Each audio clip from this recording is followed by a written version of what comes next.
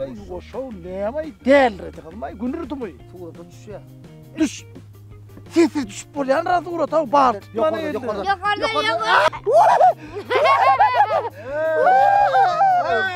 Durğav nereden arkayda ayıttırın dedi. Elena yalvarıp yoşav yaz. Ekte ayağımdı böldünüz. Oturağın nav. Instagram'ı işlemeye geldik. Instagram'a.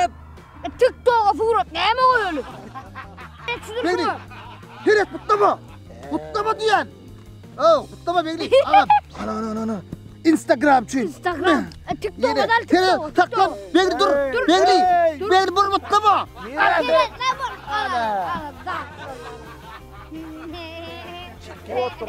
Oturun neyim? Ana. Çekyenler. Gel. Çekti. Ana! Yine. Ha, arımın nereden Tuğrata? Hani Tuğrata ne yerinde? Hani. Durğav iyilleme, düysen arayın. İyilleme ama oyuncak denirdi. Var, düşündün mü? Ana kurtulma orayı. Getirmen Seyfi'den. Getir.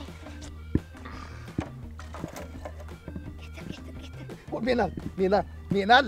Arhaneval. Yuvasırak kol.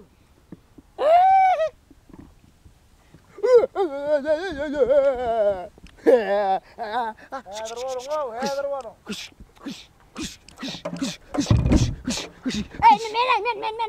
Men. Ya elim alacak o.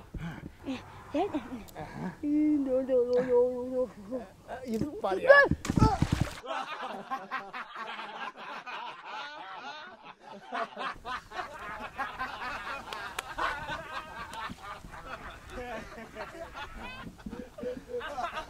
Hey!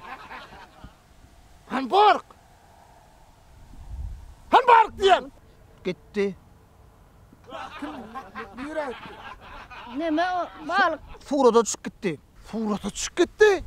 Bizire Tuğrat'a serfet gitti. Kim? Balık. Nereye gitti?